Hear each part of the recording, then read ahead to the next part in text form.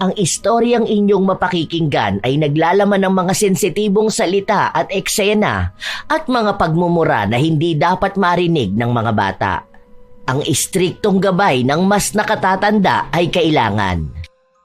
Huwag mo kong inuutusan. Alam ko kung anong ginagawa ko at kung ano ang gusto ko, ha?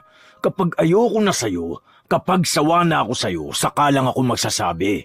Pero hanggat nag-e-enjoy ako, wala kang karapatan na magreklamo. Hawak ko ang buhay mo. Pero tandaan mo, kapag ako nagalit sa'yo, bubuhayin pa rin naman kita. Pero pagsisisihan mong malala kung bakit buhay ka pa rin. Napakasama mong tao! Hayop ka! Demonyo ka! Demonyo! Kahit magsisigaw ka pa dyan, hindi pa rin naman magbabago ang kapalaran mo. Wala ka pa rin kwenta sa lipunan. Alam mo bata, kahit na magmatapang ka, walang mangyayari sa'yo. Bakit? Sino bang tingin mong kakampi mo? Yung mga taong nasa kalye?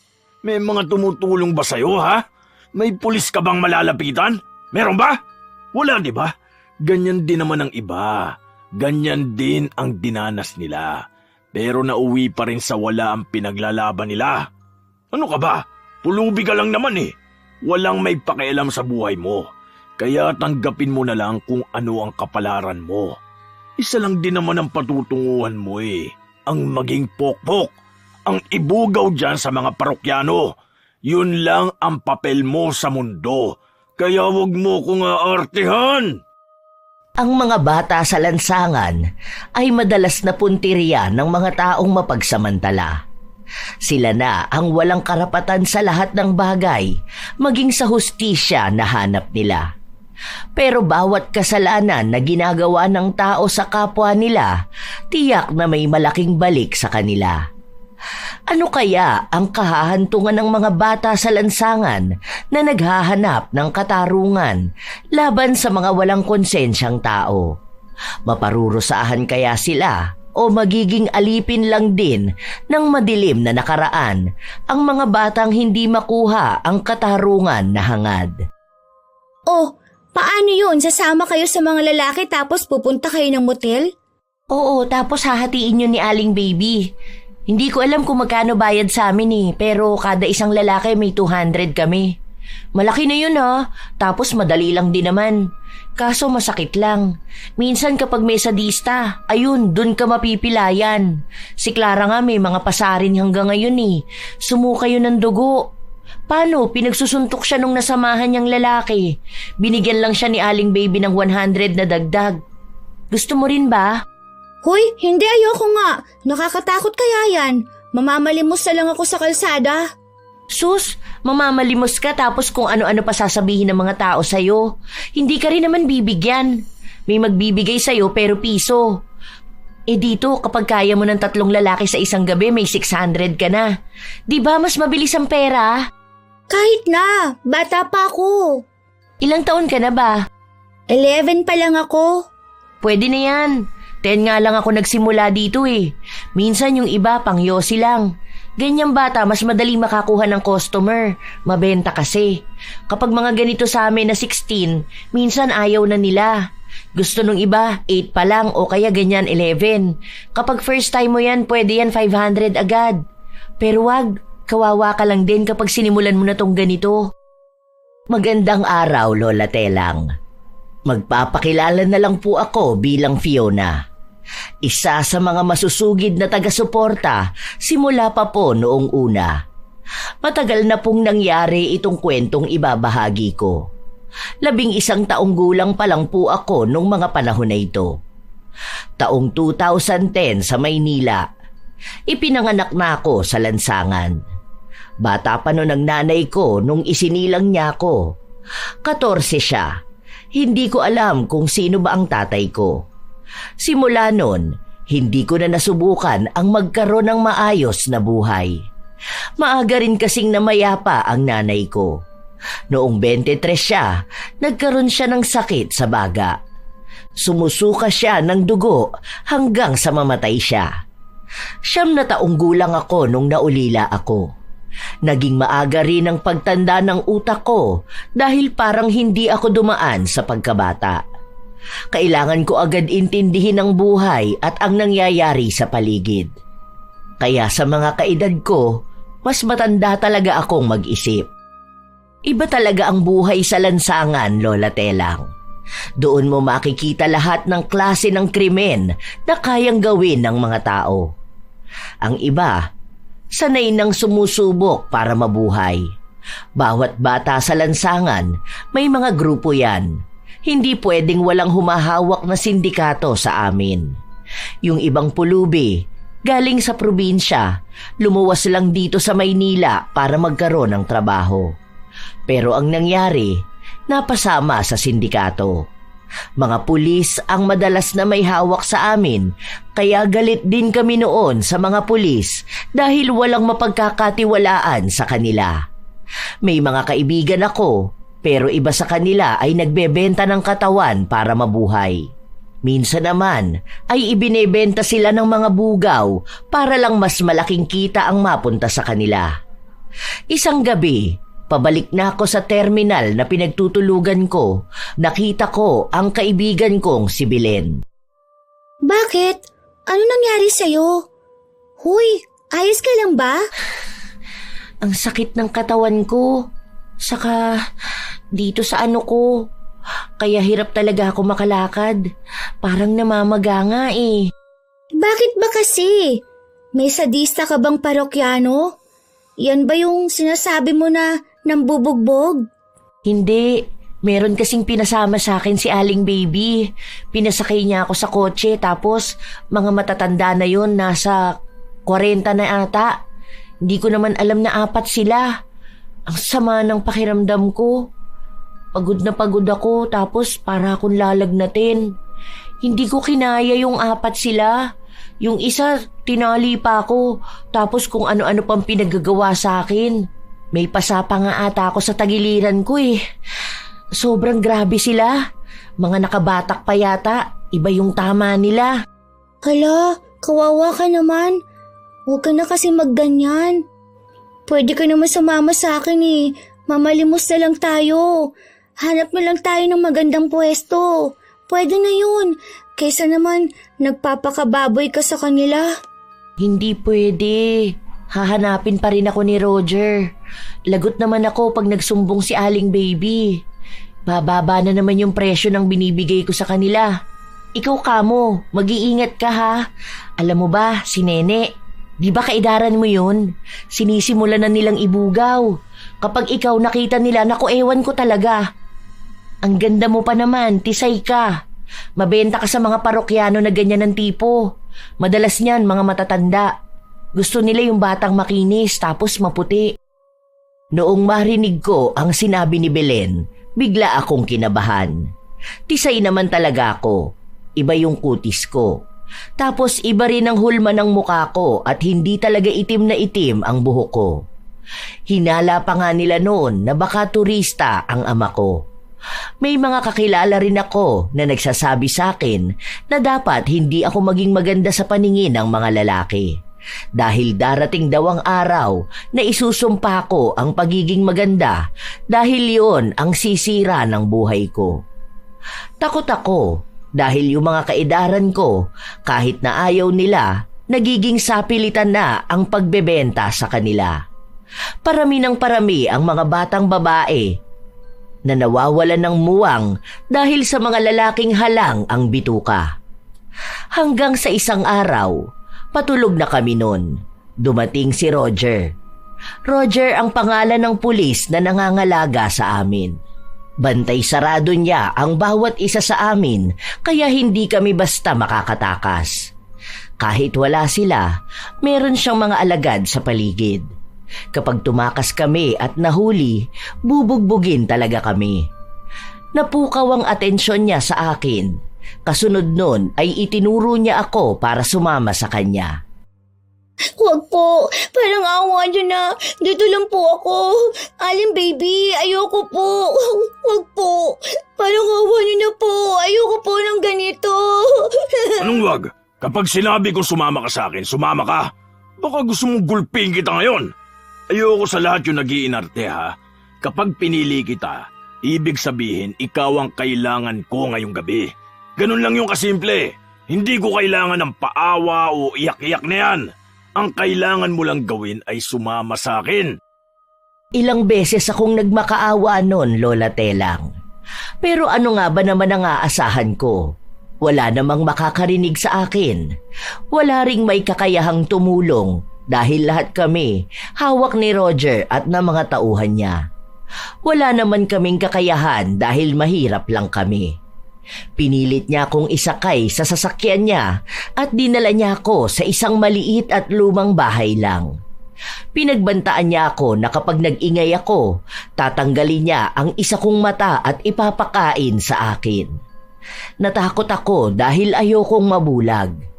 Kahit napulubi ako, hindi naman ibig sabihin wala na akong pangarap na makalaya sa ganitong sitwasyon. Pumasok kami sa loob. Kabado ako dahil alam ko na kung ano ang mangyayari. Sige na, maghubad ka na. Huwag po. Maawa na po kayo sa akin. Parang awa na po, bata pa po ako. Huwag naman po ganito. Wala akong pakialam kung bata ka pa. Basta sinabi ko na maghubad ka, maghubad ka. Huwag mo hintayin na magalit ako dahil ako mismo ang pupunit niyang damit mo. Hindi mo rin magugustuhan kapag ako nagalit. Kaya kung ako sa'yo, maging masunurin ka na lang. Parang awa na po. Ibibigay ko po lahat ng kinikita ko sa inyo. Huwag lang pong ganito. Ano namang kailangan ko sa barya-barya? Kaya ko ngayong itapon lang yun eh. Dahil marami akong pera. Iba ang gusto ko. Iba ang kailangan ko. Gagalingan ka na lang po makahingi na maraming pera. Galingan mo na lang ngayong gabi para maging masaya naman ako. Yun lang naman ang gusto ko eh. Ang kinis mo ah. Ang puti pa. Ganyan talaga ang mga tipo ko sa babae. Ang lambot ng balat mo. Nakakagigil. Huwag po. Bitiwan niyo po ako. Parang awa niyo na po. Huwag po. Huwag po. Bata pa po ako. Huwag niyo naman pong gawin sa akin to. Maawa ka na po sa akin. Ang kulit mo talaga. O, ito sa'yo nang matahimik ka. Ayoko pa naman sa lahat yung kailangan pang maraming usapan. Gusto ko, kapag sinabi ko, yun na agad ang gagawin mo. Wala akong pakialam sa iyakan na yan. Ayaw mong tumahimik ka? Tama na. Tama na. O, di ba nanahimik ka? Gusto mo pang nasasaktan ka eh. Susunod ka lang naman sa gusto ko. Hindi ka pa magpasalamat na akong pumili sa'yo. Ang tigas ng ulo mo. Inuutusan na nga kitang magubad, hindi mo pa magawa. Ako na nga! Babagal-bagal ka! Ilang beses akong nagmakaawa at umiyak sa kanya noon, Lola Telang. Nanginginig talaga ang laman ko habang binababoy niya ang katawan ko. Hinang-hina ako dahil kung ano-anong kahayupan ang ginawa niya sa akin. Tuwang-tuwa siya habang ako hindi lang katawan ang masakit kundi ang buong pagkatao ko. Tumatagos hanggang sa kaluluwa ko ang sakit. Hanggang sa natapos siya sa akin.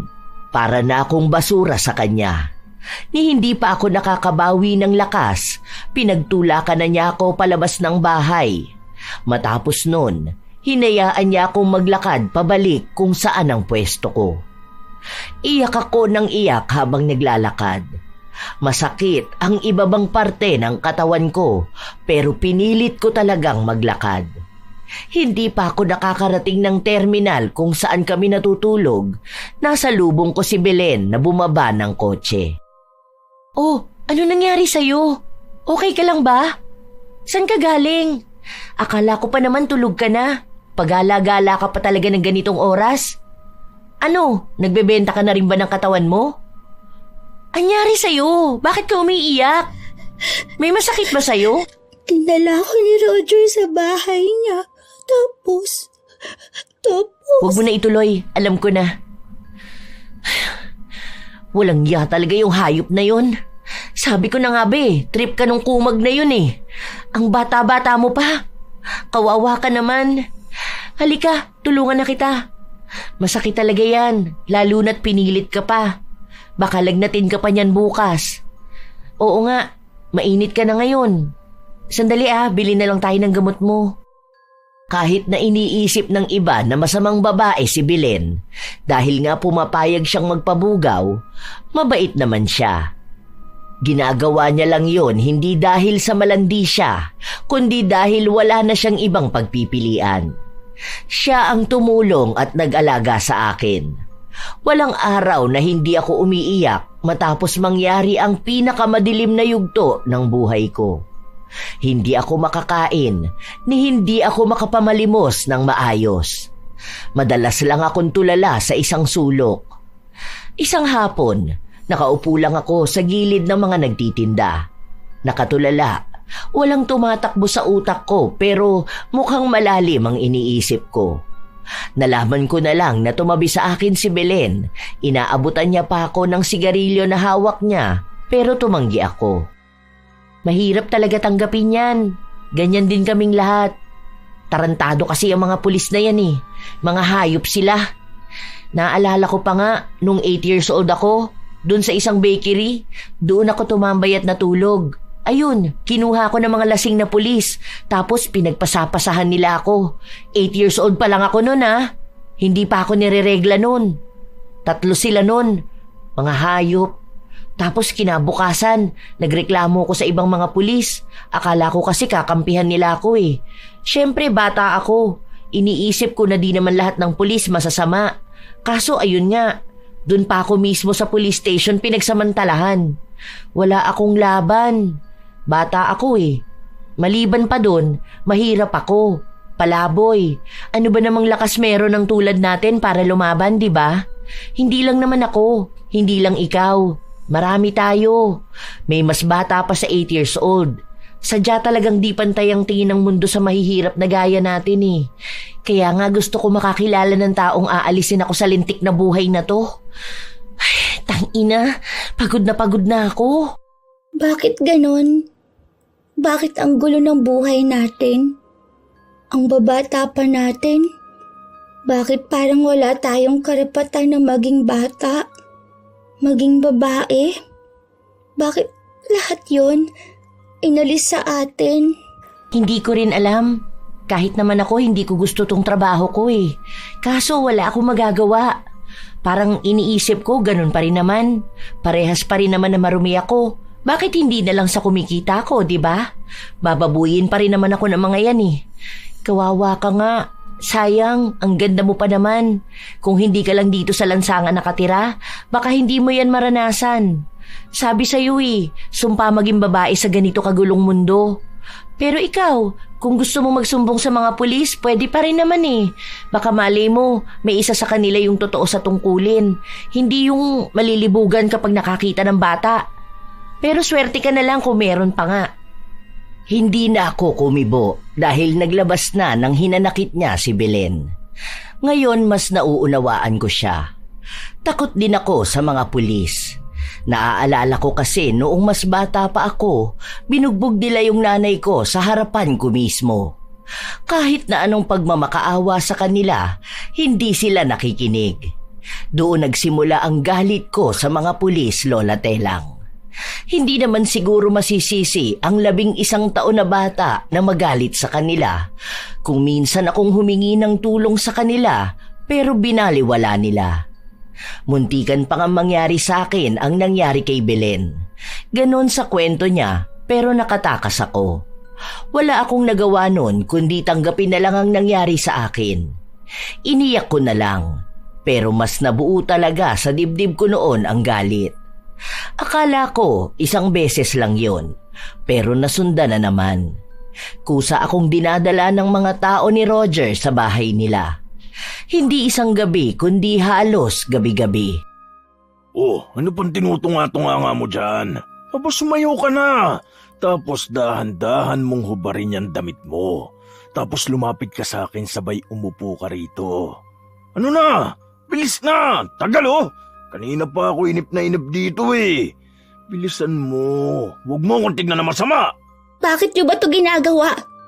Hindi ka man lang ba naaawa sa akin? Ang bata ko pa. Ilang taon pa lang ako. Tapos kung ano-ano nang pinaggagawa mo sa akin. Ano namang nakakaawa sa'yo? Nakakatawa naman yung pinagsasasabi mo na yan. Kung ako sa'yo, huwag ka na pumalag, ha? Sige na, sayo na. Aba, ayaw mo talaga? Bilisan mo na. Galingan mo yung giling mo, ha? Yun ang gusto kong makita. Pwede bang tigilan mo na ako? Pwede bang hayaan mo na lang ako sa lansangan? Hayaan mo na lang ako mabuhay ng payapa. Hirap na ako. Aba, huwag mo kong inuutusan. Alam ko kung anong ginagawa ko at kung ano ang gusto ko, ha? Kapag ayoko na sa'yo, kapag sawa na ako sa'yo, saka lang ako magsasabi. Pero hanggat nag-e-enjoy ako, wala kang karapatan na magreklamo. Hawak ko ang buhay mo. Pero tandaan mo, kapag ako nagalit sa'yo, bubuhayin pa rin naman kita. Pero pagsisisihan mong malala kung bakit buhay ka pa rin. Napakasama mong tao! Hayop ka! Demonyo ka! Demonyo! Kahit magsisigaw ka pa dyan, hindi pa rin naman magbabago ang kapalaran mo. Wala ka pa rin kwenta sa lipunan. Alam mo bata, kahit na magmatapang ka, walang mangyayari sa'yo. Bakit? Sino bang tingin mong kakampi mo? Yung mga taong nasa kalye? May mga tumutulong ba sa'yo, ha? May pulis ka bang malalapitan? Meron ba? Wala, di ba? Ganyan din naman ang iba. Ganyan din ang dinanas nila. Pero nauwi pa rin sa wala ang pinaglalaban nila. Ano ka ba? Pulubi ka lang naman eh. Walang may pakialam sa buhay mo. Kaya tanggapin mo na lang kung ano ang kapalaran mo. Isa lang din naman ang patutunguhan mo eh. Ang maging pokpok. Ang ibugaw dyan sa mga parokyano. Yun lang ang papel mo sa mundo. Kaya huwag mo kong aartihan. Masaklap ang buhay na dinanas ko sa kamay ni Roger. Para bang nabaliw siya sa akin. Gusto niyang ako lang ng ako. Kahit na anong gawin ko, hindi niya ako tinitigilan. Halos ilang buwan na palaging ganon. Ang sabi ng iba, ginugusto ko naman daw. Binabastos ako ng ibang kalalakihan, mga kasamahan ni Roger. Dahil mukha raw nawiwili na rin ako. Kung alam lang nila kung paano madurog ang pagkatao ko. Paanong ang mga taong may sapat na edad at utak hindi marunong mag-isip ng maayos. Bilang bata nung mga panahon na yon, ang dami kong tanong. Maliit ang kapasidad ng utak ko pero naging matanda akong mag-isip. Ang daming tanong pero hindi masagot. Basta iisa lang ang gusto ko. Ang makalayo sa ganoong buhay. Isang umaga, sa labas ng simbahan ako natulog. Wala akong ibang ginawa noon kundi ang magdasal. Paulit-ulit, kahit na hindi ko alam kung may nakakarinig ba sa akin. Andito ka lang pala? Oh, gusto mo ba nito? May nagbigay sa akin dun eh. Ayoko naman yan. Kainin mo na. Ano bang ginagawa mo rito? Magsisimba ka ba? Papasok ka dyan sa loob? Baka naman masunog ka niyan. Kaya nga hindi ako pumapasok ng simbahan eh. Baka bigla na lang ako umusok sa sobrang makasalanan ko. Bakit sila nandyan sa loob? Bakit yung mga gumagawa ng masama sa atin nasa loob? Tingnan mo si Roger. Kasama niya pa pati asawa at anak niya. Hindi ba masama silang tao? Dapat hindi na sila pumapasok ng simbahan. Pero ayan oh. Kung umasta sila, para bang sila pa yung papanigan ng Diyos, na para bang paborito silang anak na kahit magkasala sila, tatanggapin at ipagtatanggol pa rin sila. Hindi ko rin alam. Ewan ko ba? Basta kapag makapal ang mukha ng tao, hindi yan nahihiya kahit nakaharap ang Diyos. Pero alam naman natin kung anong pagkakamali dito sa lupa. Hindi ba dapat nasa pinto pa lang sila ng simbahan na susunog ng katawan nila? Dapat umuusok na yan sila eh. Dapat nga, mas sila pang takot pumasok ng simbahan. Baka yung katawan nila buo pa pero wala na silang kaluluwa kasi hawak na ni Satanas. Hayaan mo, balang araw, masusunog din yung mga yan. Wala naman tayong magagawa eh. Ganyan naman sila. Mga bait-baitan sa loob ng simbahan, tapos kapag nasa labas na, balik sa pagiging demonyo. Lalo na yung Roger na yan. Kung di ba naman yan gago? Aba, ibinenta ba naman si Laika? Ha? Eh di ba 5 years old pa lang yun? O mag-5 pa lang? Kawawa naman siya. Ang bata pa nun. Niwala pa yung muwang sa mundo. Ang liit lang nun. Baby pa yun eh. Bakit naman ganun? Ano ba namang mahihita nila sa 5 taong gulang na bata? Ganun na ba sila kahayok sa laman? Sa kanunya ibinenta eh. Yung ibang lalaki kasi mahilig talaga sa mga bata. Kahit na baby pa yan, bagong silang pa lang. Ang weird nila para malibugan sa bata. Galawang demonyo eh. Tapos sabi pa nga nila may parang video-video raw, ganun. Basta ganun. Hindi ko rin alam. Malay ko ba sa ganyan? Hindi ko na rin inalam. Hindi ko kayang marinig ang kwento at ako ang kinikilabutan. Malaking pera nakuha niya dun. Baka yun na lang ang panuhol niya dyan sa simbahan. Pero di yan, wala yan. Hindi naman niya masusuhulan ng Diyos. Bahala na lang talaga mangyari sa buhay niya. Yun na lang din ang hinihintay ko kapag tinamaan siya ng karma. Alam kaya ng asawa niya yung ginagawa niya? Malamang hindi. Isang beses lang naman yan sila nakikita. Kada linggo lang kapag magsisimba. O kaya kapag may okasyon. Kapag Pasko, ganun. Sa iba kasi nakatira yan. Nandito lang yan sila kapag linggo. Iba yung totoo nilang bahay. Yung malaking bahay. Paano kaya kung magsumbong na lang tayo sa asawa niya? Baka sakali may makuha tayong hustisya. Baka sakali maawa siya sa atin, di ba? Na ang babata pa natin para maranasan tong ganito. Ay, yan ang wag na wag mong gagawin. Sinasabi ko sa'yo na hindi mo alam kung anong kayang gawin ni Roger. Bugbog sarado ka talaga sa kanya kapag nagkataon. Sasapakin ka niya sa mukha kahit na mabulag ka pa at mamagayang mukha mo. Hindi ka niyan patatawarin. Naisip ko lang dahil babae siya. Babae tayo. Di ba dapat pinoprotektahan natin ang kapwa natin? Asa ka pa talaga, no? Hindi ka rin yan paniniwalaan. Asawa niya yan eh. Kung ano mang sabihin ni Roger, yun ang paniniwalaan niya. Mabait yan kapag pamilya niya ang kaharap niya, habang demonyo siya kapag sa atin. Saka hindi ka paniniwalaan ng tao ngayon mo lang nakita. Pulubi ka pa. Walang maniniwala sa sinasabi ng taong mahirap. Kung ayaw mong mabugbog, huwag mong guluhin ang asawa niyan, lalo anak niya. Parang daig pang santo na di mo pwedeng hawakan. Hindi ako nakinig kay Belen dahil iniisip ko na baka ang asawa lang ni Roger ang makakatulong sa akin para maalis sa kamay ng demonyo niyang asawa. Lalo na't babae rin ang anak nila. Mukha rin na kasing edad ko lang. Paglabas nila ng simbahan, lumapit ako sa babae noong hindi niya kasama si Roger. Kailangan kong magkaroon ng lakas ng loob dahil kung hindi ko to gagawin, baka hindi na ako makalaya sa ganitong buhay. Ate, parang awa mo na po. Tulungan niyo po ako at iba kong mga kasama. Hawak kami ng sindikato ni Roger.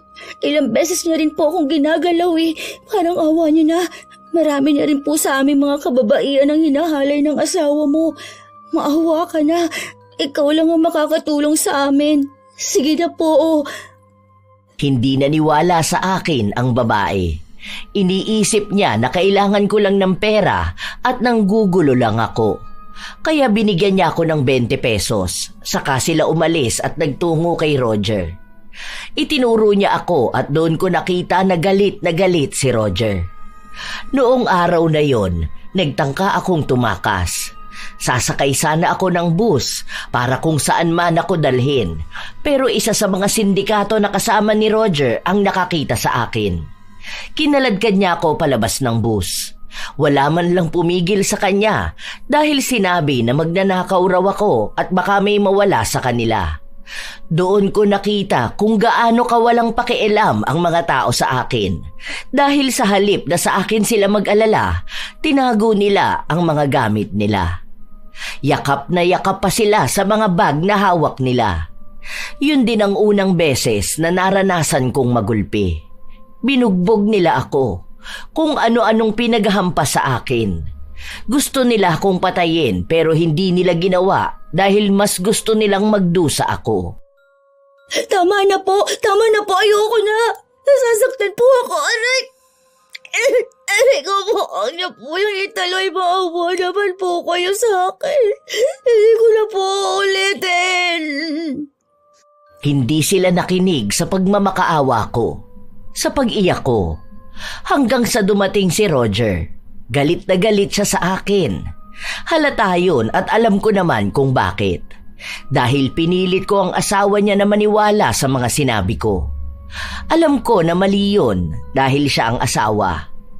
Bilang isa rin siyang pulis, aalamin talaga ng asawa niya ang totoo, pero sa kanya rin naman itatanong. Isa yon sa katangahan ko. Akala ko dahil babae ang asawa niya at babae rin ang anak nila, maaawa siya sa kagaya ko. Doon ko napagtanto na tama nga sila. Wala lang ang buhay namin. Walang iya ka talaga? At talagang sa asawa ko pa ikaw lumapit, ha? Ano bang gusto mo? Ipahiya ako? Sinasabi ko sa'yo, sa lahat ng ayoko yung nilalapitan ng asawa ko. Huwag mo sisirain ang imahe ko sa sarili kong pamilya. Hindi ako papayag na ganito lang. Kailangan pagdusahan mo tong ginawa mo sa akin. Lintik ka, ha? Tignan natin kung hanggang sa naaabot yung pagiging pasaway mo. Nakawa mo na naman ito. Ayoko na po. Nasasaktan ako. Maawa ka na sa akin. Aray! Hindi pwede. Dapat magtanda kang bata ka. Walang hiya ka? Tapos balak mo pa talagang tumakas, ha? Anong akala mo? Hindi ka mahuhuli? Sinabi ko na sa inyo una pa lang, hindi nyo alam kung gaano ako ka-impluensya sa lugar na to. Kahit natangkain mong tumakas, babalik at babalik ka rito. Parurusahan kita bilang tanda sa mga kasama mo na ganito ang mangyayari sa kanila sa oras na magtangkarin silang tumakas katulad mo. Ako ang batas! Tandaan mo yan! Ginulpi nila ako. Ang murang katawan ko na puno ng sugat. Meron pa silang itinatak sa likuran ko. Sobrang init na pumasok talaga sa aking balat. Wala na akong nagawa kundi ang umiyak. Hindi ko alam kung anong nararamdaman ko. Galit ako, nasasaktan ako, pero wala naman akong magawa. Wala akong kakayahan. Matapos nila akong pahirapan, hindi pa sila nasiyahan dahil pinagsamantalahan din nila ako. Pasa-pasa sila. Ang hirap burahin sa utak ang mga nangyari na yon, Lola Telang. Para siyang bangungot na pabalik-balik kahit nagising naman ako. Nang matapos sila, iniwan nila akong parang basura. Si Belen lang ang tumulong sa akin. Siya ang gumamot ng mga sugat ko. Ayan, pwede na siguro yan. Yan na lang kaya ko eh. Kapag may kumuha sa akin mamaya at may kikitain ako, bibili ako ng gamot mo. Hindi ako makapagsalita ng maayos dahil wala akong lakas. May ilan sa mga kaibigan kong palaboy ang nagnakaw ng gamot para lang sa akin. Alam naman namin na masama yun, pero wala na rin namang pagpipilian. 1 linggo ang nakalipas, nakarecover ako. Pero kahit na ganun, wala pa ring nagbago. Nasa kalye pa rin kami. Namamalimos, naghahanap ng pera na kukunin din naman sa amin. Oh, ano naman yung pagmamasid mo sa mga sasakyan? Kung saan ka dyan sumakay, isa lang ang bababaan mo niyan. Naku, hindi ka pa ba nadadala niyan sa nangyari sa'yo? Ha? Maawa ka naman sa sarili mo. Hindi ka kasi nakikinig sa akin eh. Sabi sa'yo, malupit yang si Roger. Kaya nga sinusunod yan ng mga tao rito. Hindi ka talaga makakatakas sa mga alagad niyan. Gusto ko na makalaya sa ganito. Makakalaya tayo kung mawawala si Roger. Pero paano siya mawawala? Masamang damo yan. Hindi yan mabilis mamatay. Kahit sa impyerno, walang puwang yan eh. Hindi yan tatanggapin ni Satanas. Mahihiya na lang talaga sa kasamaan ng ugali niya. Ayoko na ng ganito. Sana dumating na ang parusa niya. Yung mas malupit pa sa ginawa niya sa mga tao. Sana mas malala yung maramdaman niyang sakit. Yung sasagad din sa kaluluwa niya. At kada minuto nahihinga siya. Ramdam na ramdam niya yung kirot at sakit. Sana ganon ang mangyari sa kanya. Ay, sana nga. Sana nga. Ilang araw lang ang nakalipas, kinuha na naman ako ni Roger at dinala sa bahay niya. May pinapagawa siya sa akin. Mas malala sa mga nauna. Alam ko na kahit na magreklamo ako, wala naman akong magagawa. Hinayaan ko siyang samantalahin ang katawan ko, na para bang isa lang akong kasangkapan na walang buhay, walang pakiramdam. Ano pang hinihiga-higa mo dyan? Tumayo ka na dyan at tumalis ka na. Hindi mo to bahay para mag-enjoy ka dyan sa higaan ko. Doon ka, bumalik ka kung saan ka nararapat. Humiga ka ron sa malamig na saig, sa karton. Hindi ka espesyal para makahiga ng matagal sa kama ko. Bakit mo ba ginagawa tong ganito? Hindi ka ba nakukonsensya? May asawa ka naman, di ba? Bakit hindi mo iniisip na sinasamantala mo ang mga kababaihan na binabastos mo? May ina ka, may asawa ka at lalong may anak ka. Hindi ka ba kinikilabutan na paano kung sa kanila mangyari itong ginagawa mo? Alam mo, kung sinasabi mo lang yan para makonsensya ako, wala na ako niyan. Alam mo kung bakit? Dahil wala namang masama sa ginagawa ko eh. Wala akong nakikitang mali. Nagpapakasaya lang ako. At kahit na kailan hindi mangyayari sa kanila to dahil may proteksyon ko. Hindi katulad nyo na walang kwentang tao. Mga pakawala lang sa lipunan na to para dagdag sa basura. Kaya dapat natutuwa ka pa. Dahil kahit na papano, natutulungan kita. Sa ganyan mong pag-iisip, nagagawa mo pang humarap sa Diyos? Talagang kada linggo ka pa nasa simbahan? Paano nga ba naman naging ganyan kakapal ang pagmumukha mo? Hindi ako husgahan ng Diyos dahil alam niya ang totoo. Alam niya ang ginagawa ko, kaya huwag mong gamitin ng Diyos. Kung may nagawa akong kasalanan, nagdarasal naman ako. Nagbibigay rin naman ako sa simbahan. Isa pa, ang Diyos mapagpatawad. Hindi ako ang gumagamit sa Diyos kundi ikaw. Walang panginginig sa laman mong maging masamang tao. Tapos haharap ka sa Diyos na para bang napakalinis ng budhi mo. Tandaan mo, alam ko at naniniwala ako, magdurusa ka ng higit sa pinaramdam mo sa akin. Sa amin, tandaan mo itong mga sinabi ko. Darating ang araw na pagsisisihan mo ang maging masamang tao. Iba ka talaga, bata. Hindi ko alam kung saan ka kumukuha ng lakas ng loob para pagsalitaan ako ng ganyan. Ito lang din nasasabihin ko sa'yo, ha? Hindi ako takot. Hindi ako matatakot sa salita ng batang paslit na walang kapangyarihan. Ang gaya ko, hindi nasisindak ng bata. Lalo na ng palaboy. Malis ka na nga rito. Naiirita lang ako sa'yo eh. Masama ang tingin ko sa kanya.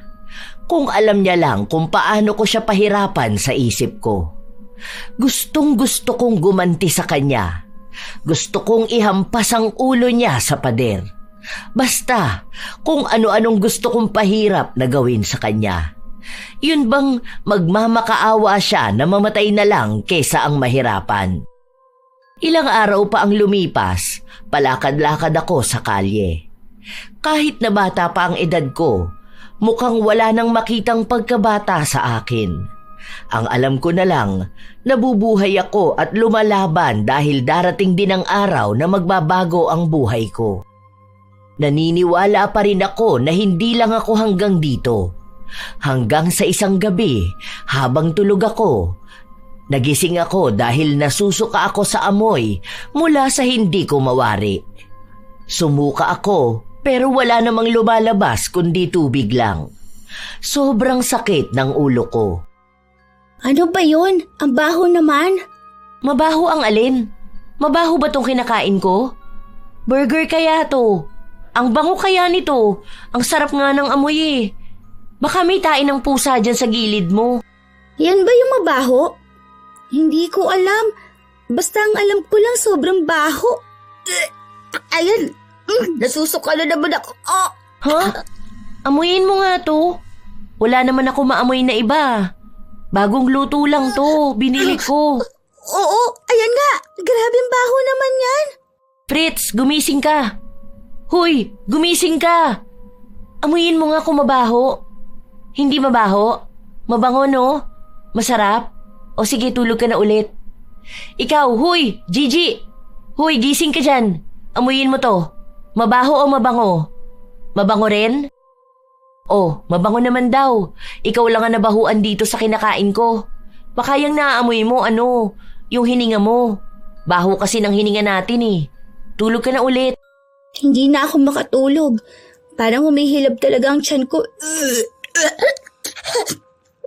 Parang lagi pumapaliktad. Ganun. Ano ba yan? Kumakain ako, duwal ka ng duwal. Diyan ka na nga muna. Doon na lang ako kakain. Parang nagiging maselan ka dyan bigla ah. Ang bango nga nito eh. Hahatian pa naman kita kaso baka sabihin mo bulok to.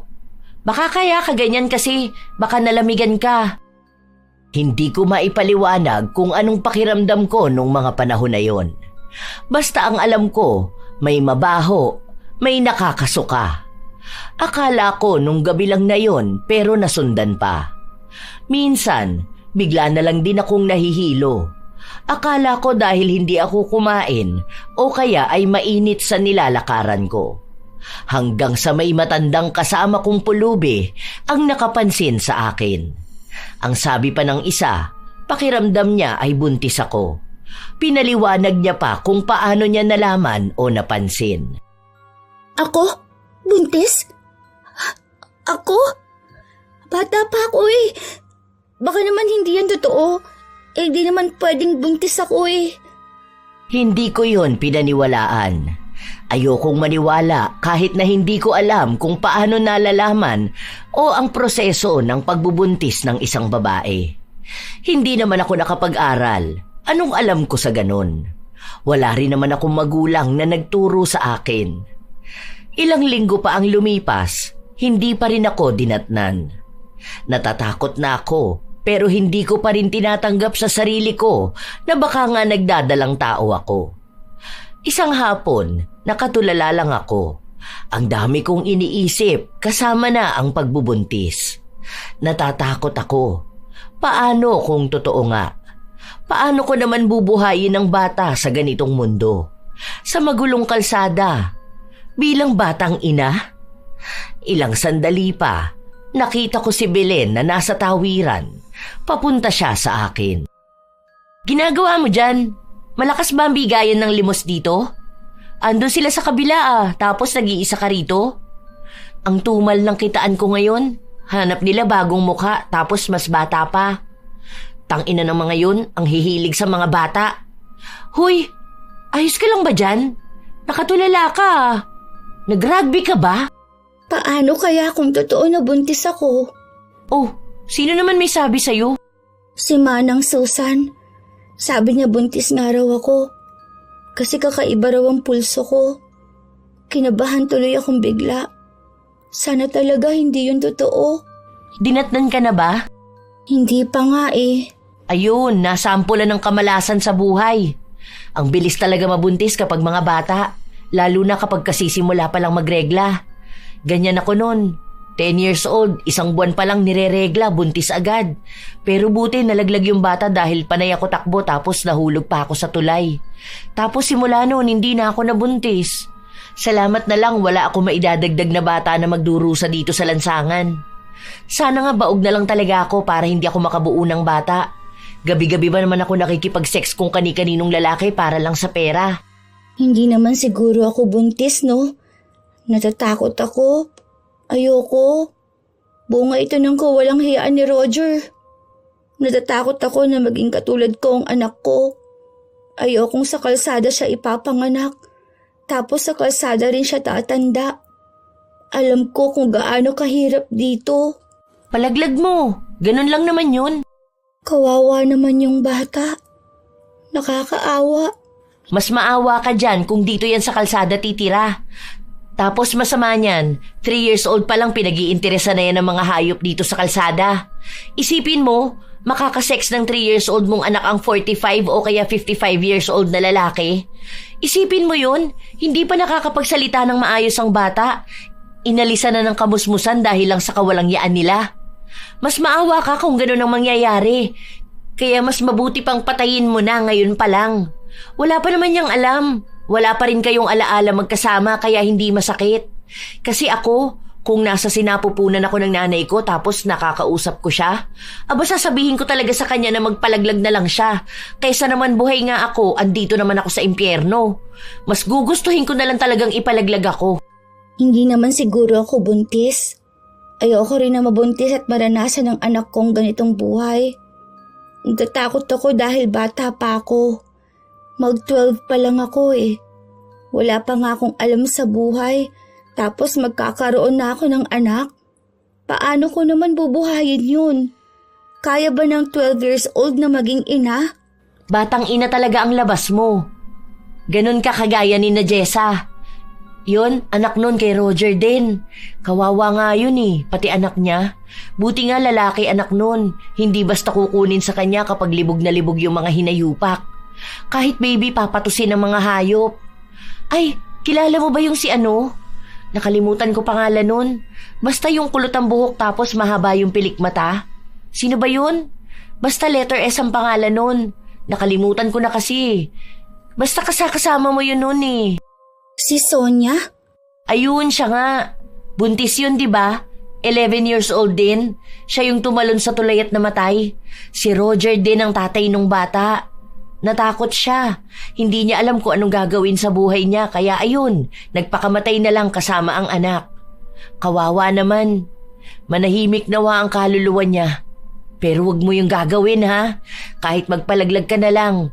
Hayaan mo na maging masama kang tao ngayon kaysa makita mo yung anak mong ginagawa ng masama ng iba.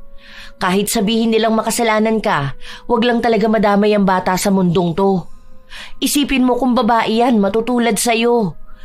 Hindi rin ako sang-ayon sa pagpatay sa bata, pero tandaan mo, anong mangyayari sa kanya? Ganyan sa'yo, ganito sa atin. Hindi na ako nakakibo, Lola Telang.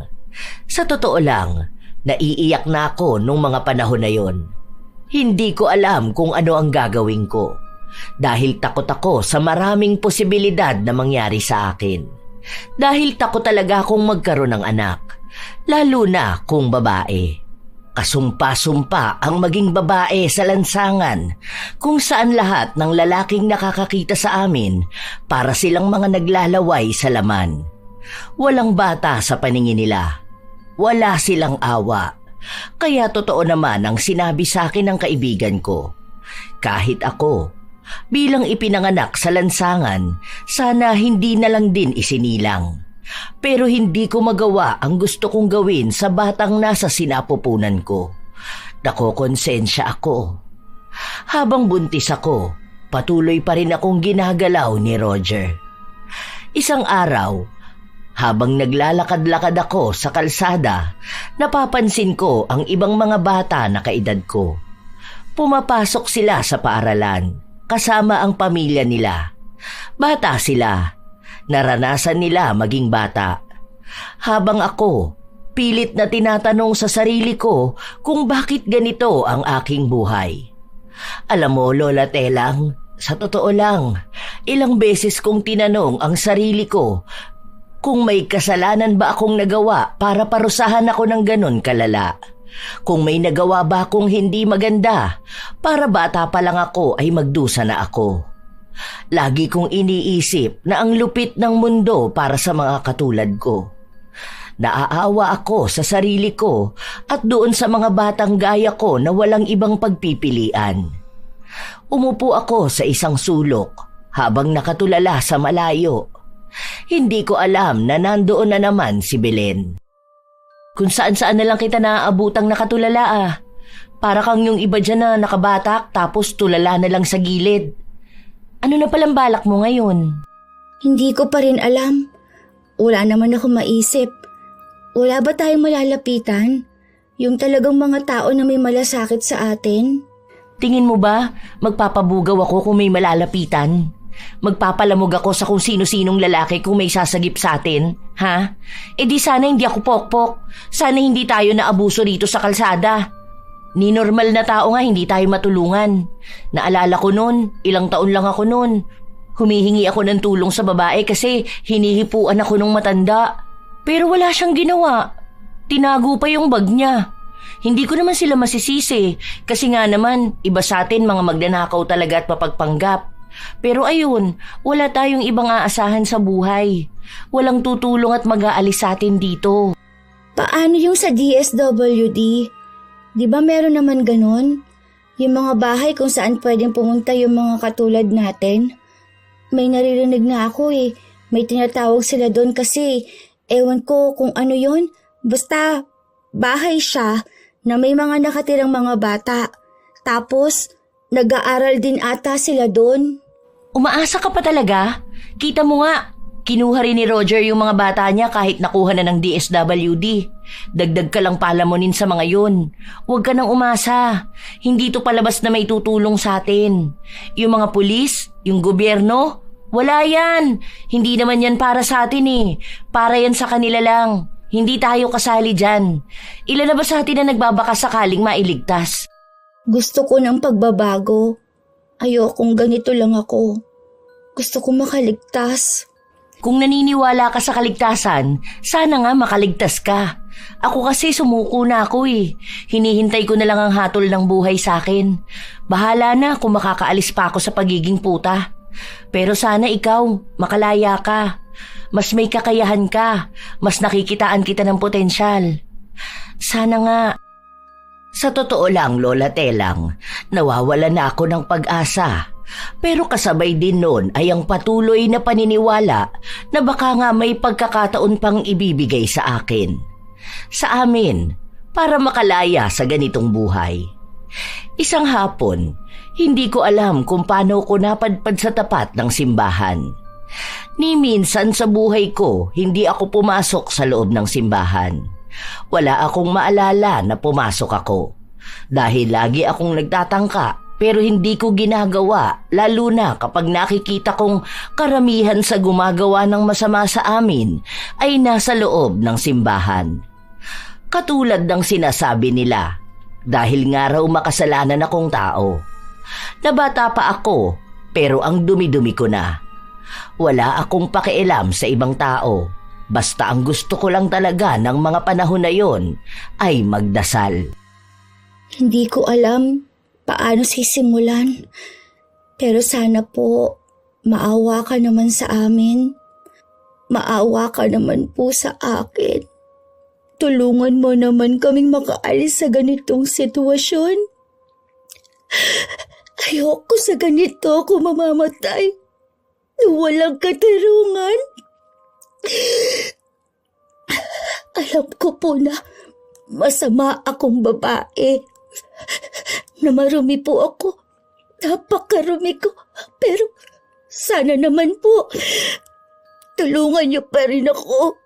Hindi ko na alam kung kanino ako lalapit eh. Wala pong tao sa paligid ko ang makakatulong sa akin.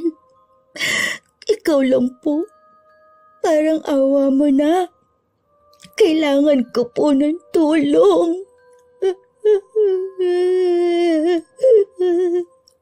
Hindi ako marunong magdasal. Hindi ko alam kung paano humingi ng tulong. Basta ginawa ko lang kung ano ang alam ko. Sinabi ko kung ano ang gusto kong sabihin. Umaasa ako na may didinig sa panalangin ko.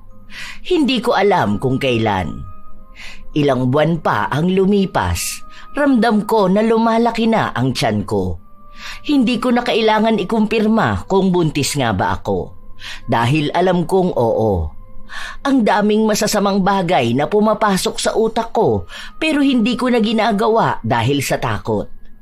Pero paano ba magbuntis ang batang gaya ko? Paano maging ina? Hindi ko alam. Isang gabi pa, tulog ako noon. Nakabalot lang ng karton ang katawan ko dahil malamig. Nagising ako matapos akong sapilitang hilahin. Tumayo ka dyan, bilisan mo.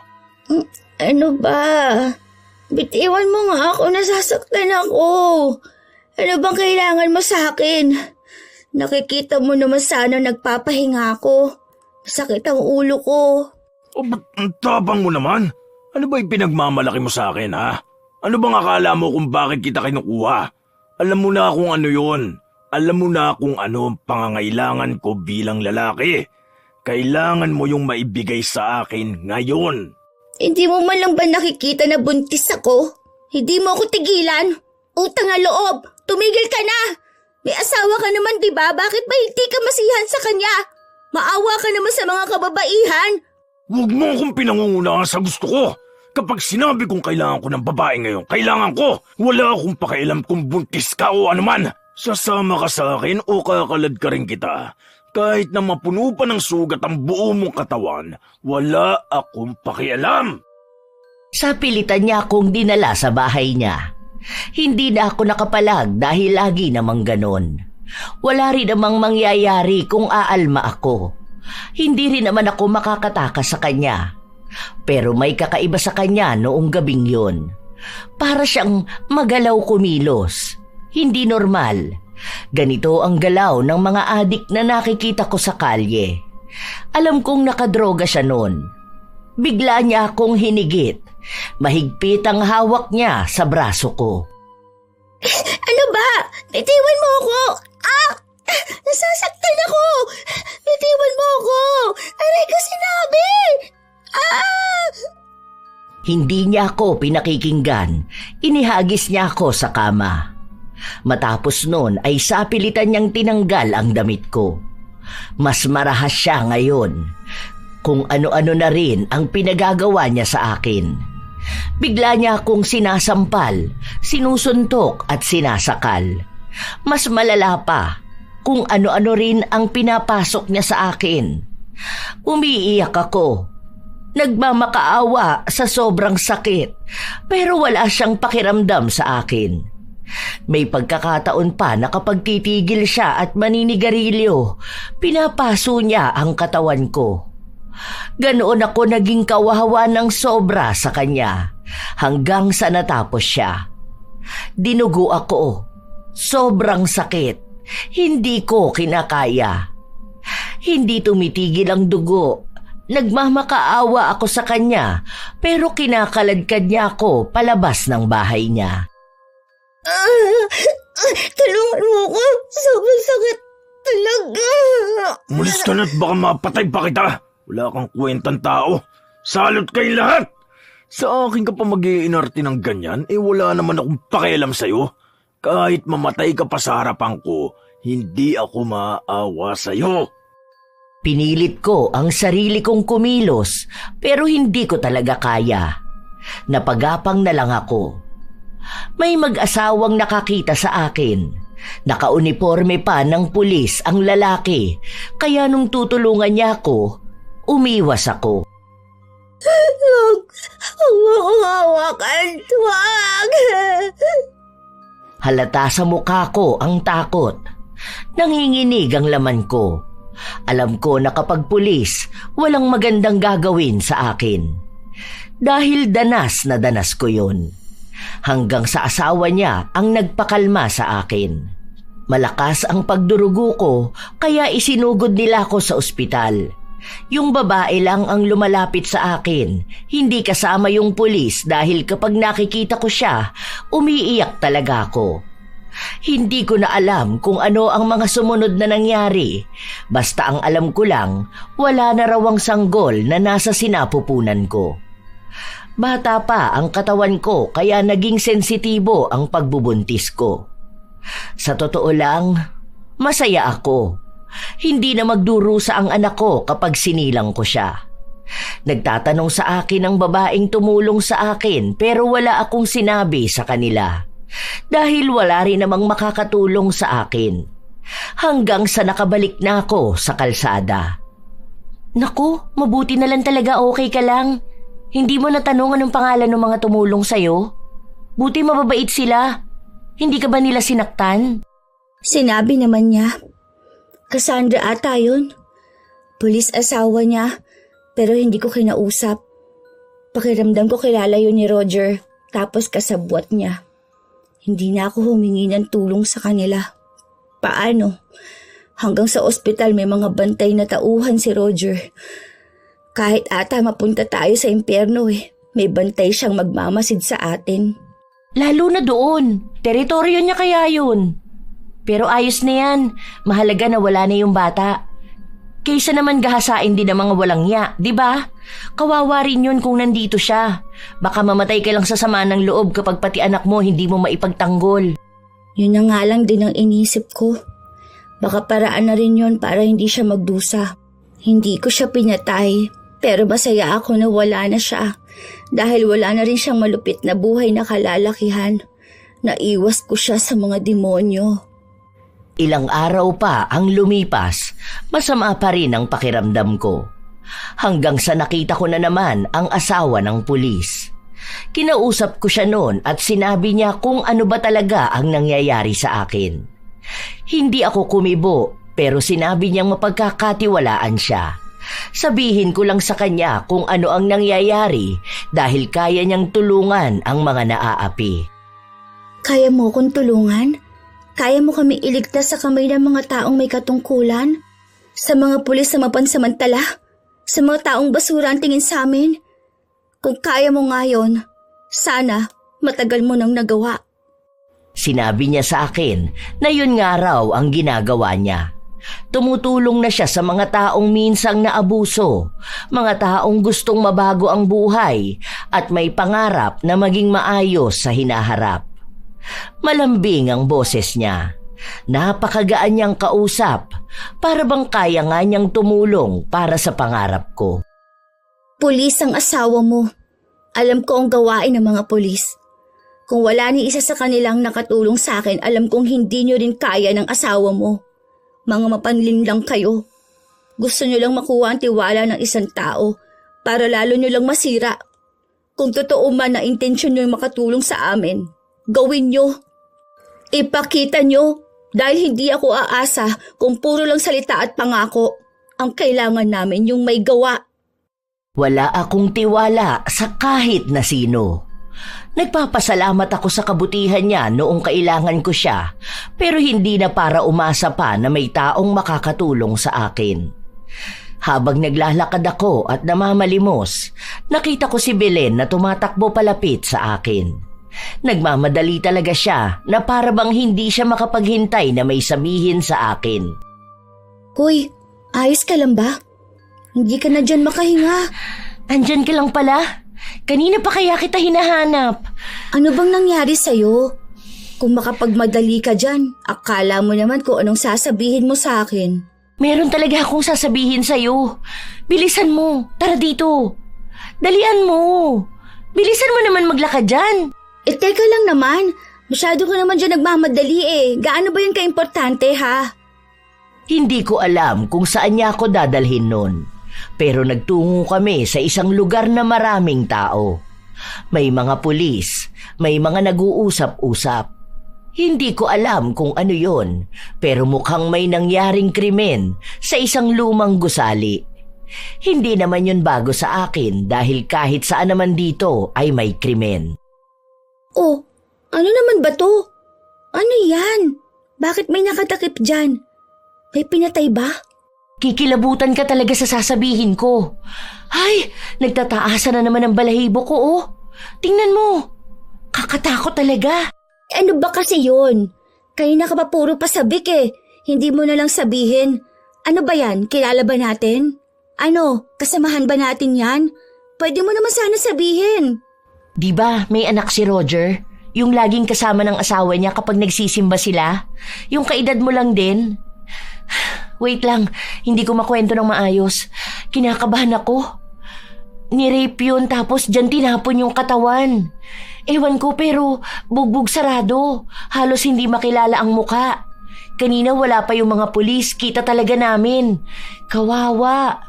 Ay, kinikilabutan ako, grabe. Gusto ko naman makarma si Roger sa mga katarantaduhan na pinaggagawa niya sa atin. Pero sa kanya naman, hindi naman sa bata. Ilang taon lang yan, grabe. Hinahanap ko si Roger pero wala siya. Mukhang hindi niya pa alam o baka papunta pa lang sila. Hanggang sa nakarinig kami ng sigaw ng isang babae. Asawa niya yun.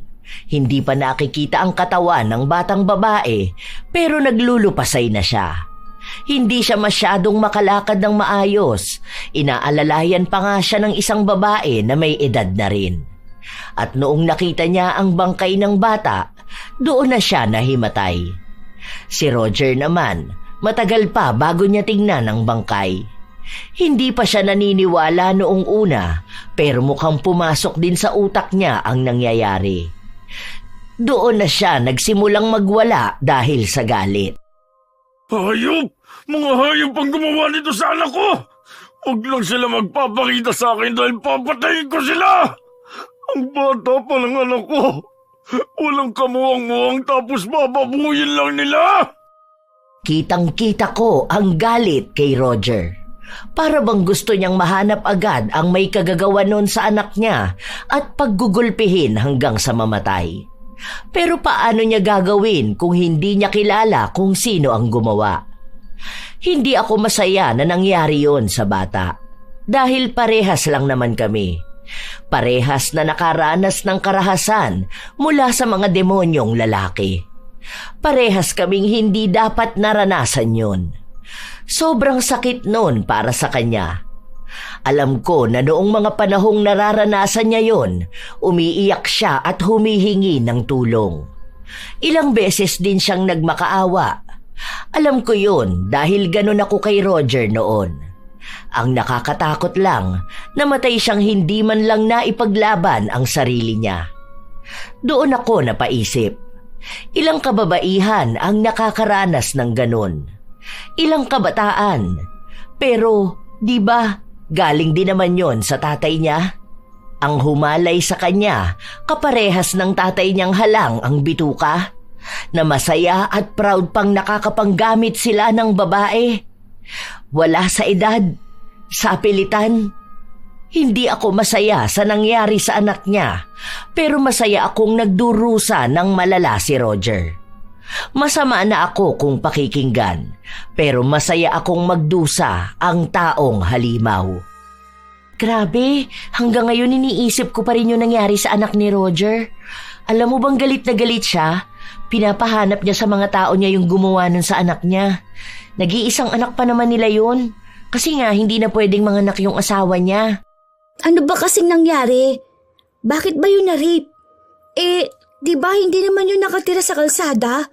May bahay kaya sila, tapos may bantay pa nga yung anak niya. Ang nabalitaan ko lang, narinig ko lang doon sa isa niyang tauhan Di ba, linggo ngayon, katatapos lang nila magsimba kaninang umaga. Itong si bata, gusto raw maglibot-libot. Tapos ayun, nawala sa paningin nila. Akala nung nanay kasama yung yaya niya. Yun pala nasa CR yung yaya niya. Ayun na. Tapos maya-maya natagpuan na lang yung katawan niya. Kapag talaga naiisip ko, kinikilabutan ako. Kawawa, di ba? Isipin mo yun, bata pa. Grabe, sobrang sakit nun. Yung anak niyang alagang-alaga niya, bababuyin lang ng ibang tao. Ang masaklap pa, papatayin pa. Kung ano yung pangarap niya para sa anak niya, lahat yun mawawala. Nag-iisang anak, hindi lang tripleng sakit yun. Ang sabi nga ng iba, karma na niya. Paano, nung gabi pala na yon, may pinagsamantalahan siyang bata. As in bata ha, mas bata pa sa'yo. 6 years old lang ata yun. Kawawa yung bata na yun, hindi tumitigil yung pagdurugo niya. Kasi isipin mo, baby pa yun kung tutuusin. 6 years old. Tapos kinabukasan biglang magsisimba na para bang yun ang paraan para mahugasan yung mga kasalanan niya. Ayan, malalang karma ang inabot niya. Yung pinaranas niya sa mga kababaihan, yun ang naranasan ng anak niya. Sa anak niya ako awang-awa. Grabe, hindi naman niya kasalanan na tatay niya si Roger na rapist. Kaso, ayun siguro yung kapalaran niya ang magbayad ng kasalanan ng tatay niya. Ano na kayang gagawin niya ngayon na wala na ang anak niya? Malala pa yan kung gagalaw pa siya ng bata. Grabe na ang pagiging demonyo niya. Iba rin talaga ang karma, no? Hindi sa kanya tumama, pero talagang buong pagkatao niya yung nawarak. Umiiyak siya sa kasalanang ginawa niya rin. Galit siya sa mga taong kaparehas niya ng ginagawa. Grabe. Bumalik sa kanya. Paano kasi? Alam na nga niyang babae ang anak niya, hindi niya pa ginawang matino ang sarili niya. Ang sabi niya pa, may proteksyon ang anak niya. Tapos ngayon, hindi niya naman nagawang protektahan. Kahit makuha niyang katarungan para sa bata, hindi pa rin siya patutulugin ng sakit. Nakikibalita ako sa nangyayari kay Roger. Lagi siyang galit. Minsan, pati kami ay binubugbog niya para lang mailabas ang galit niya sa pagkawala ng kanyang anak. Minsan pa nga, naabutan ko siyang binubugbog ang isang bata. Umawat ako dahil hindi ko maatim na may ibang taong nagdurusa dahil lang sa nasasaktan siya sa pagkawala ng anak niya. Dahil hindi naman kami ang may kasalanan nun, bakit sa amin siya nagagalit? Umalis ka dyan dahil baka sa'yo ko ibunto ng galit ko. Sinisigurado ko sa'yo na kapag binugbog kita dito ka na rin malalagutan ng hininga. Bakit ba sa amin ka nagagalit? Hindi ba? Isa ka rin namang masamang tao. Galit ka sa nang rape sa anak mo, pero rapist ka naman. Hindi mo ba nahahalata ha? Naranasan ng anak mo pinaranas mo sa amin. Ibig sabihin lang yan, bawi yan ng karma sa'yo. O ano, masakit ba? Durog ba pagkatao mo ha? Hindi ba kinakaya ng kaluluwa mo? Ganyan. Oo, ganyan mismo ang dinaranas namin araw-araw. Sobrang lala niyan. Buhay na buhay ka, pero patay ng kaluluwa mo dahil sa sakit. O ano, galit ka sa amin dahil hindi mo mabigyan ng hustisya ang anak mo? Bakit? Tingin mo ba? Sa mga batang namatay sa kamay nyo, may nakuha bang hustisya? Wala, di ba? Kaya wala ka ring karapatan na humanap ng hustisya. Tama lang sa'yo yan. Hindi mo alam ko nung pinagdaraanan ko sa buhay. Hindi mo alam dahil lahat kayo, mga wala kayong kwenta. Mga patapon ang buhay nyo. Bakit ako makukonsensya sa mga ginawa ko, ha? Dahil kayo mga dagdag salot lang kayo sa lipunan. Dapat nga kayong mga pulubi kayo, mga pinagpapapatay na kayo. Ayan, ganyan mismo kasama ang ugali mo. Ganyan mismo kalupit ang kademonyuhan mo. Tao rin kami. Tao kami. Wala kang karapatan na sabihin wala kaming kwenta. Dahil katulad nyo, may karapatan kaming mabuhay. May karapatan kaming maging maayos. Alam mo kung sino ang pinapatay? Mga katulad mong hayop. Mga katulad mong demonyo. Magsama-sama kayo sa impyerno. Doon mo gantihan ang kapwa mo rapist.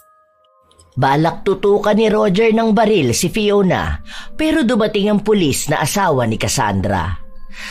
May iba pa itong pulis na kasama at inaaresto nila si Roger. Nakakuha na raw ng ebidensya sa kanila sa mga iligal niyang gawain.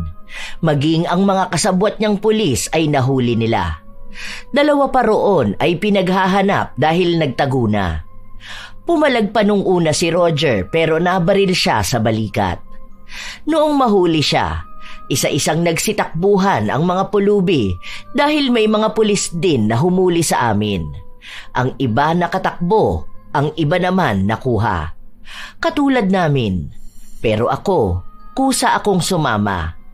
Hindi ko rin alam kung bakit ko yon ginawa. Basta ang alam ko lang, pakiramdam ko, ito na ang pagbabago na hinihintay ko. Ito ang tunay na pagsagip sa akin. Doon ko lang din napatunayan na hindi lahat ng pulis ay masasama. Hindi lahat ay katulad ni Roger. Nabuhay kasi ako na nag-aakala na lahat ng opisyal ay mga tiwali. Ginagamit lang ang kanilang trabaho para sa pansarili nilang interes. Pero noong makilala ko ang tulad ng asawa ni Cassandra, napagtanto kong may maaasahan pa rin sa kanila. Dinala kami noon sa isang lugar. Puro babae lang ang nasa bahay na yon. Maayos silang lahat. Mukhang masaya. Naikwento rin sa amin na katulad daw namin sila. Mga iniligtas lang sa kalye. Mga kabataan na nakaranas ng kalupitan. Mga karahasan. Ang alam ko lang, gusto ko ng pagbabago sa buhay ko. Kasama ko noon si Belen. Noong una nga ay ayaw niya dahil natatakot siya. Hindi niya alam kung may kakayahan pa ba siyang magbago o kung may tatanggap pa sa kanya. Hanggang sa ilang linggo na kami doon at ang masasabi ko lang, masaya ang tumira sa isang bahay, ang may mag-aalaga, ang maging ligtas. Hindi na ako nakakapagyosi . Ano ka ba? Tumigil ka na sa ganyan mo. 17 ka na ba? 1 taon ka na lang pala rito Hanggang 18 lang daw dito Oo nga, yun ang sabi sa akin. Pero pwede raw ako maging ano rito. Ano ba yun? Basta, yung dito ako magtatrabaho. Tutulong ako tapos may bahay rin ako at sweldo. Tapos mag-aaral daw ng TESDA. Para pwede na raw ako maghanap ng trabaho. Pwede na yan, no? Para hindi ka na ibugaw. Bagong buhay. Yun na nga rin ang naisip ko. Ay, may nabalitaan ako. Huwag ka maingay Narinig ko lang to kanina nung naglilinis ako sa banyo. Ang sabi nila, namatay na rin daw ang asawa ni Roger dahil sa sobrang stress sa pagkawala ng anak nila. Ngayon, si Roger para na rin daw nababaliw. Hindi raw pinayagan na magpunta sa burol ng asawa niya. Aba, grabe nga raw ang pahirap sa kanya. Narinig ko rin sa kanila, may mga parusa din pala sa mga rapist kahit nasa kulungan sila. Hindi ko na nga lang narinig kung ano ba yung parusa na yun. Baka pinapasukan ng batuta sa puwet, ano? Grabe naman pala dinanas niya. Baka sa susunod niyan maging palaboy na siya dahil nga nabaliw na. Grabe yung pagtama ng karma sa kanya. Talagang hindi na siya nakaiwas. Sagad na sagad naman kasi ang kasamaan niya Pero ganun talaga. Tunay talaga ang karma. Kung anong masama na ginawa niya sa kapwa niya, tsak na yun din ang balik. Hindi ko alam kung maaawa ba ako kay Roger o hindi. Pero alam ko lang na ang pagdurusa niya, parte na yon ng karma niya. Dahil kung hindi siya parurusahan, malamang may mga tao pa ring magdurusa sa mga kamay niya. Mabilis na lumipas ang panahon. Umalis na rin si Belen hanggang sa ako naman ang nagpatuloy sa loob ng tila bahay ampunan. Nag-aral ako doon, natuto, nagkaroon ng pag-asa. Nagkaroon ng mga kaibigan at tiwala na may mga tao pala talagang handang sumagip ng mga tulad ko. Wala na akong naging balita kay Roger dahil hindi na yun ipinaalam sa amin. Yung iba naming kasamang pulubi, hindi ko na rin alam kung nasaan sila. Kung ano ba ang ginagawa nila. Yung iba kasi, kasama kong bumubuo ng bagong buhay. May mga naiwan na peklat ang masakit na nakaraan ko, pero hindi yun magiging hadlang para mangarap. Ngayon, Lola Telang, nag-aaral pa rin ako ng abogasya. Gusto kong maging abogado para sa mga mahihirap na tao. Gusto kong makatulong ako sa mga taong minsang naabuso katulad ko. Palaboy man sila sa kalye, lahat may karapatan na makakuha ng hustisya. Ang alam ko lang, sa 15 taon na nakalipas, naging matatag ako. Nagkaroon ako ng lakas ng loob na mangarap ulit. Salamat talaga na may mga lugar palang katulad nito.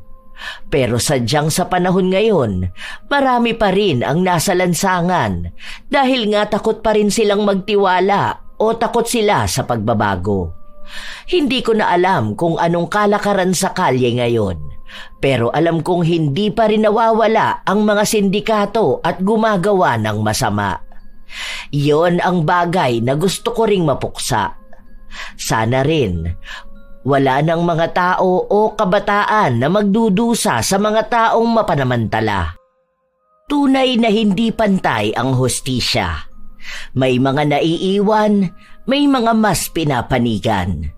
Hindi rin lahat tapat sa sinumpaan nilang tungkulin. Kaya minsan, karma na ang naniningil.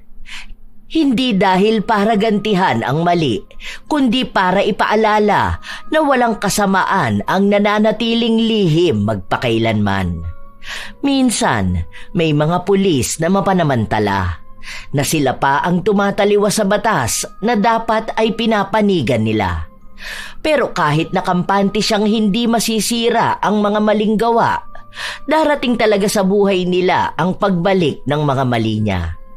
Ganon ang batas ng karma. Sapagkat ang taong ginagamit ang kapangyarihan sa kasamaan, ito rin ang gawa na sisingil sa kanya. Walang ranggong makapagtatago sa bigat ng konsensya at walang unipormeng makakapigil sa pagkahulog kapag ang integridad ang ipinagpalit. Pero sa kabilang banda, may mga tao ring pinipiling bumangon mula sa pinakamadilim na bahagi ng buhay. Tulad ng batang pulubi na minsang walang boses, walang tirahan, walang pinanghahawakan. Hindi kailanman huli para sa sino mang lumaki sa lansangan na mangarap ng mas mataas. Ang kahapon ay hindi sentensya. Ito ay paalala lamang kung gaano kalayo pa ang pwede niyang marating. Ang mundong ito ay hindi perpekto, pero may puwang para sa hustisyang ibinabalik ng panahon at para sa pagbabagong kusang nagmumula sa puso. Ang dating batang kinalimutan ng lipunan ay pwedeng maging simbolo ng pag-asa.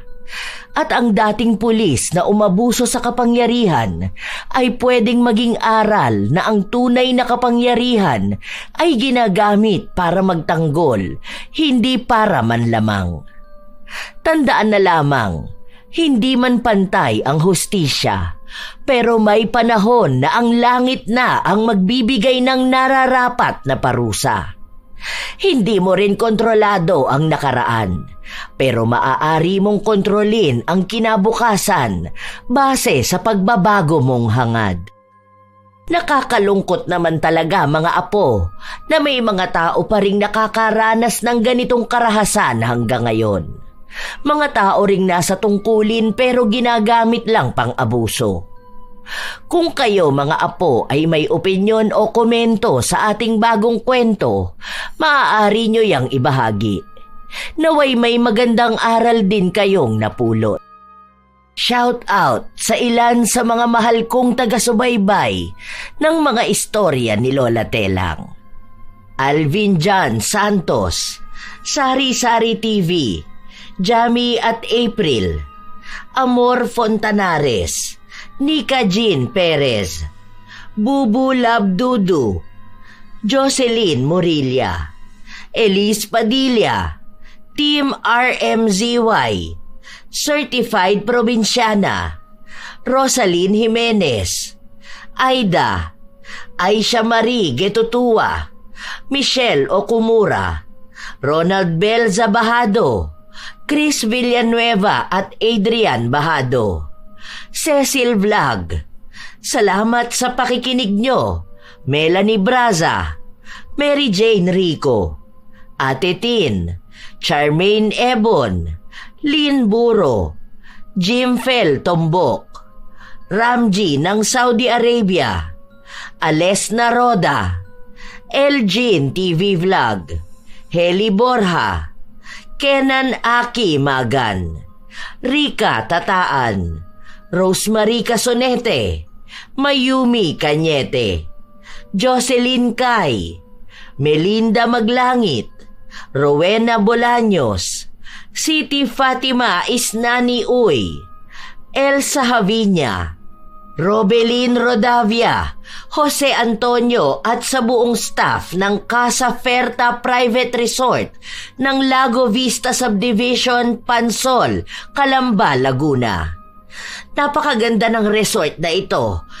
Napakalinis at sobrang mababait ang lahat ng staff. Maraming salamat sa pag-aalaga nyo sa amin nung ginanap dyan ang aming masayang Christmas party. Ito ang inyong Lola Telang at maraming salamat sa walang palyanyong pakikinig mga apo.